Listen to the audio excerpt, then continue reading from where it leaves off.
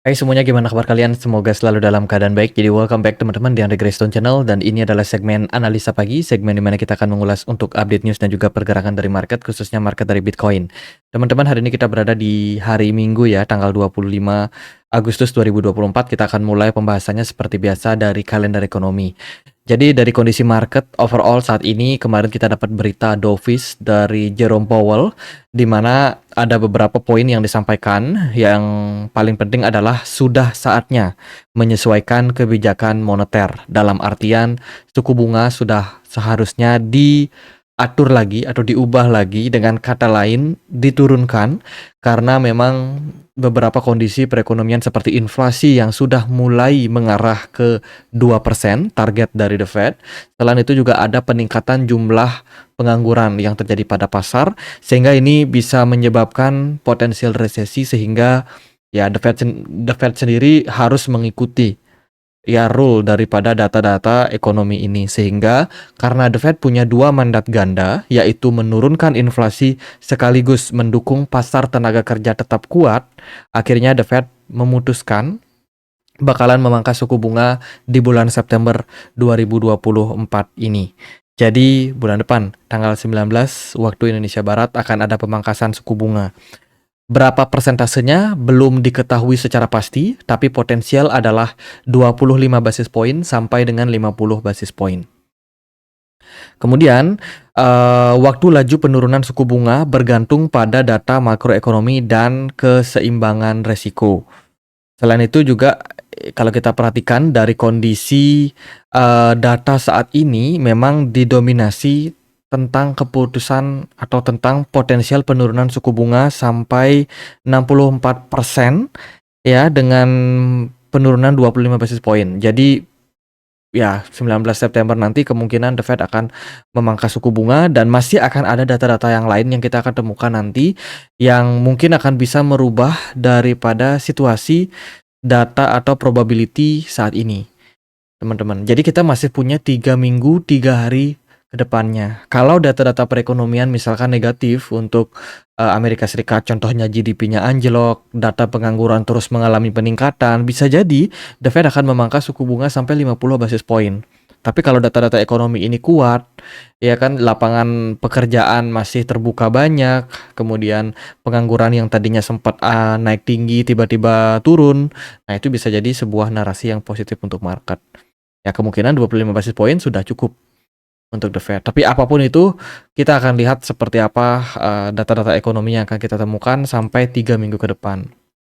Jadi everything bisa terjadi. Oke, kalau kita lihat dari beberapa news yang akan kita dapetin untuk minggu ini ya teman-teman, mulai dari hari Senin besok sampai hari Sabtu setelahnya, antara lain, oke yang ini. Jadi antara lain adalah di hari Senin itu akan ada bank holiday dari United Kingdom. Dari Amerika Serikat kita akan dapat rilis data terkait dengan durables goods order. Kemudian yang lain ada data dari hari Selasa, itu adalah consumer confidence. Di hari Rabu kita akan dapat data terkait dengan 2-year note auction. Ini berbicara tentang return daripada obligasi jangka pendek Amerika Serikat selama 2 tahunnya. Kemudian Fed Waller akan speech, lalu ada crude oil inventory. Hari Kamis kita akan dapat data FOMC member Bostic akan speech, continuing jobless claim. Lalu ada GDP dari Amerika Serikat. Ini penting banget teman-teman untuk melihat secara menyeluruh ya seperti apa kondisi dari perekonomian Amerika Serikat. Di hari Jumat kita akan dapat rilis data terkait dengan Fed balance sheet. Lalu ada core CPI and CPI dari Uni Eropa. Selain itu juga data penting inflasi ya, core PCE index and PCE index dari Amerika Serikat. Data ini bakalan penting banget karena kalau inflasi sampai naik lagi, kemungkinan The Fed akan lebih hawkish, berpotensi. Namun jika inflasi sudah mereda dan mengarah ke 2%, nah itu bisa jadi sebuah sentimen yang positif untuk pasar. Jadi minggu ini bakalan jadi minggu yang penting. Oke, kita lihat dari beberapa berita yang ada di market. Pertama adalah inflow cukup besar terjadi pada perdagangan tanggal 23 kemarin dari beberapa produk ETF. Ya, BlackRock masih memimpin akumulasi, kedua adalah Fidelity, kemudian ARK Invest, Bitwise. Sementara Grayscale masih dalam posisi pertama arus keluar. Ya, sementara sih ini masih cukup bagus, teman-teman. Ada akumulasi yang terjadi oleh Wheels. Ya, maksudnya whales adalah retail-retail yang bergabung dan dia bisa dibilang whales ya kalau mereka sudah bergabung yang membeli beberapa produk dari ETF Bitcoin dari beberapa hedge fund besar ini. Kemudian kalau kita lihat dari US Ethereum spot untuk Ethereum ya, itu adalah adanya sedikit akumulasi, maksudnya seller sudah mulai sedikit melemah, teman-teman, tapi ini masih didominasi oleh seller yang datangnya dari Grayscale. Itu untuk Ethereum. Jadi kalau berbicara tentang out season sepertinya sih masih belum ya. Berita yang lain datang dari founder Telegram, ya, founder sekaligus CEO Telegram, yaitu Pavel Durov. Itu kemarin kena tangkap, teman-teman. Dia di-gap di Prancis, ya, karena suatu kasus. Jadi bisa dibilang Telegram saat ini kan lagi naik-naiknya. Ya, termasuk juga ini menyebabkan banyak sekali bisa dibilang badai yang berpotensi menerpa proyek-proyek yang sedang hype. Terutama kalau harganya udah mulai nggak ngotak. Bisa jadi akan ada sebuah berita yang menyebabkan harganya justru malah terkoreksi. Seperti hari ini kalau kita perhatikan, ton Telegram itu udah nyungsep sekitar 18% per video ini dibuat. Tadi aku update 13% ya, sekarang ternyata sudah lebih dalam lagi. Jadi ini impact daripada founder yang ditangkap di Prancis. Nah, ini beritanya, teman-teman. Nah, jadi berita terbaru adalah CEO Telegram, Pavel Durov, kemarin ditangkap ya di Prancis. Jadi Pavel Durov sendiri melakukan perjalanan lewat jet pribadinya yang baru tiba di Azerbaijan dan akhirnya dia ditangkap oleh surat penggeledahan Prancis yang dikeluarkan oleh OF Min, ya, di mana Pavel Durov ini sudah masuk ke daftar buronan dari pemerintah Prancis. Untuk kasusnya sendiri itu diduga karena karena dia terlibat dalam cooperation ya terkait dengan kasus pencucian uang, kemudian juga kejahatan di dunia atau menggunakan mata uang kripto, dan juga ada narkoba, kejahatan eksploitasi anak dan penipuan. Jadi dia dituduh melakukan hal-hal tersebut. Tapi ini kan baru ditangkap, belum masuk ke pengadilan, teman-teman. Jadi ya, negatif untuk ton Telegram yang sempat turun 13%, saat ini sudah turun 18%. Teman-teman, ya ada aja berita yang memang menyebabkan sebuah proyek mengalami koreksi ya. Oke, jadi itu kabar negatif dari ton, akhirnya koreksi. Kemudian kemarin juga ada berita negatif dari Polygon Discord. Polygon Discord channel kemarin kena hack, teman-teman, di mana ya, Discord ini menyampaikan beberapa berita-berita yang tidak benar, teman-teman, karena hasil hacking yang dilakukan. Jadi siapapun yang menerima link dari Discord dari Polygon ini diharapkan tidak melakukan klik apapun, karena bisa jadi itu adalah link phishing yang berpotensi menimbulkan kerugian. Gitu. Jadi ada masalah dari Polygon Matic yang pengen melakukan migrasi di bulan September awal ini. Kemudian ada Get.io yang menjalin kemitraannya dengan Internazionale Milan ya, salah satu klub bola terbesar di Italia. Lalu berita datang dari Kraken saat ini dalam kasus dengan SEC terkait dengan perdagangan aset kripto tidak berizin atau tidak terdaftar, teman-teman. Jadi SEC memang dalam pertarungan dengan banyak exchange terkait dengan kasus daripada sekuritas yang tidak terdaftar ini. Kraken kemarin juga beritanya kalah di pengadilan Australia ya, dalam pertarungan hukumnya di Australia untuk mendapatkan license. Itu Kraken sudah ditolak, teman-teman, dan sekarang dia masih harus menghadapi tuduhan hukum dari Amerika Serikat. Jadi Kraken ini memang pengen mendapatkan license di banyak negara, namun karena beberapa faktor ya seperti perdagangan ini nih, kasus perdagangan sekuritas tidak terdaftar ini seringkali bikin eee, menghambat ya para exchange untuk bisa masuk penetrasi ke marketnya Amerika, gitu. Jadi ya ini beberapa sentimen-sentimen negatif untuk pasar. Selain itu juga dilihat dari polling terbaru, prediksi terbaru terkait dengan siapa yang akan memenangkan pemilu Amerika Serikat, posisinya udah mulai berimbang.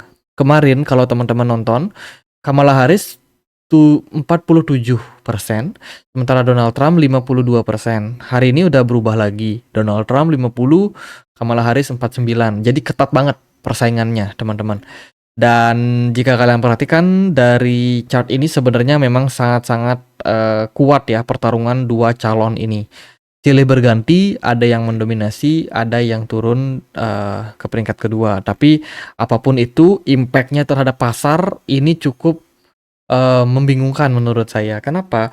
Karena ketika Donald Trump naik suaranya atau pollingnya, Bitcoin seringkali menguat. Tapi ketika Kamala Harris yang naik, justru Bitcoin malah merespon negatif.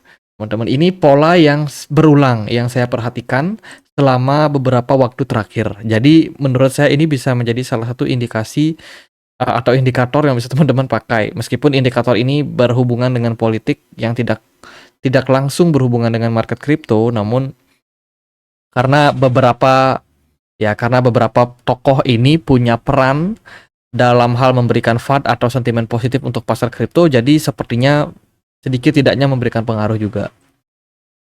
Lalu bagaimana untuk price action atau pergerakan harga? Di perdagangan kemarin Bitcoin mampu menyentuh level 48.800. Kemarin Bitcoin sudah breakout atau tembus dari level resistance 63 ribuan something, ya naik ke 64, ya lumayan. Target 66.000 untuk Bitcoin dalam jangka waktu pendek. Semoga sih achieve di hari ini, teman-teman. Sementara Bitcoinnya masih sedikit koreksi ya. Kemudian kalau kita lihat dari perdagangan kemarin 2 hari lalu, di XY sudah sempat mengalami penurunan. Momentum banget sebenarnya untuk altcoin saat ini, teman-teman. Altcoin kalau kita perhatikan BTC dominant sudah mengalami penurunan, namun sayang sekali karena ada beberapa FUD ya dari market, nggak semua altcoin perform. Yang kemarin naik lumayan itu adalah Matic. Selain itu ada CRV, Celestia naik dikit. Lalu ada WLD ya, udah lumayan WLD naiknya, padahal ada kasus dia. Tone Telegram nyungsep 15%, sisanya ya overall masih menunggu waktu untuk recover. Sementara sih secara teknikal kalau kita melihat pergerakan Bitcoin di time frame 4 jam, ini lumayan masih indikasi bullish. Ya, so far Bitcoin masih ketahan teman-teman di level supportnya di 63 ribuan something dan masih akan punya potensi untuk sekali lagi dites ke 66.000. Volume smart money juga overall masih kelihatan sangat-sangat oke di market. Semoga sih ini momentum untuk Bitcoin masih bisa mengalami kenaikan meskipun memang sudah naik lumayan sejak kemarin. Jika kita melihat di time frame 1 hari, overall menurut saya bagus, volume smart money yang masuk sangat oke. Histobar dari MACD juga udah mulai hijau lagi ya, jadi ya bullish lah on Bitcoin jangka pendek. Kalau dilihat dari monthly time frame, overall juga masih mengindikasikan tren yang bagus meskipun secara histobar dari MACD masih merah, yang berarti kemungkinan koreksi masih bisa terjadi. Nah, ini buat teman-teman yang komen kemarin di kolom komentar kita ya, oh hati-hati ada bull trap. Ya bener, ada potensial seperti itu juga. Tapi ya kita melihat beberapa indikasi memang sekarang lagi mengarah ke tren yang positif. Tetap hati-hati aja teman-teman, waspada. Ya, sebenarnya sih aku mau lihat gimana closing time frame monthly untuk Bitcoin di bulan Agustus ini. Karena ada beberapa data yang bakalan sangat penting untuk kita nanti. Salah satunya adalah interest rate dari interest rate dari pemerintah Amerika Serikat ya, atau the Fed sendiri terkait dengan suku bunga. Karena itu adalah faktor yang penting dalam intermarket analysis, di mana kita melihat secara keseluruhan sebenarnya uang itu mengarah ke sektor apa sih, gitu. Jangan sampai kita nggak tahu nih duit kemana, dan tentu saja ini bisa menjadi sebuah indikasi ya, apakah Bitcoin akan mendapatkan momentum naik di awal atau justru setelah interest rate yang naik duluan itu adalah saham Amerika Serikat ya kayak S&P 500, Nasdaq, ya indeks-indeks itu yang bakalan recover dulu gitu. Karena seringkali seperti itu meskipun interest rate nanti sudah dipangkas, belum tentu market crypto bakalan recover. Bisa jadi uang-uang tersebut akan lari dulu ke saham Amerika baru kemudian kripto. Namun apapun itu skenarionya masih bisa terjadi apapun. Kalau kita lihat secara historical di bulan Agustus untuk Bitcoin sendiri itu lumayan mix. Sometimes bisa bull ya 13%, tapi sometimes juga bisa drop 13%, 18% di bulan Agustus. Dan hari ini per hari ini ya, meskipun masih ada waktu tanggal 25. Jadi tanggal 25 Agustus kita masih dalam posisi minus 0,89% untuk Bitcoin. Apakah kita bakalan positif hijau atau negatif? Bulan September lebih ngeri lagi karena bulan September kita punya rekor yang kurang begitu bagus di mana seringkali kita negatif, teman-teman. Kebanyakan merah daripada hijau. Jadi kalau teman-teman yang suka nge-FAD di kolom komentar, ya nggak ada salahnya sih untuk hati-hati ya. Jadi itu bulan Oktober semoga bullish hijau ya. Jadi interest rate akan dipangkas bulan September. Semoga sih momentumnya di bulan September untuk akumulasi terakhir untuk pasar. Siapa tahu ada crash atau dump. Itu sebelum akhirnya Oktober, November, Desember ini udah mulai masuk mendekati pemilu ya. Oktober kita punya rekor bagus hijau, sementara November ada pemilu Amerika Serikat. Kalau kandidat yang menang adalah kandidat yang pro kripto, harusnya Desember kita udah masuk ke bull run balik, teman-teman. Jadi gitu aja paling buat update kali ini. Semoga videonya bisa bermanfaat. Teman-teman kita punya komunitas diskusi di Telegram. Thank you banget buat teman-teman yang selalu update ya berita-berita terbaru. Seringkali aku juga dapat banyak news dari teman-teman di sini. Jadi buat yang pengen belajar tentang industri kripto, yang mau join di komunitas kita, linknya di kolom deskripsi video ini. Gitu aja. Akhir kata saya Andre, makasih.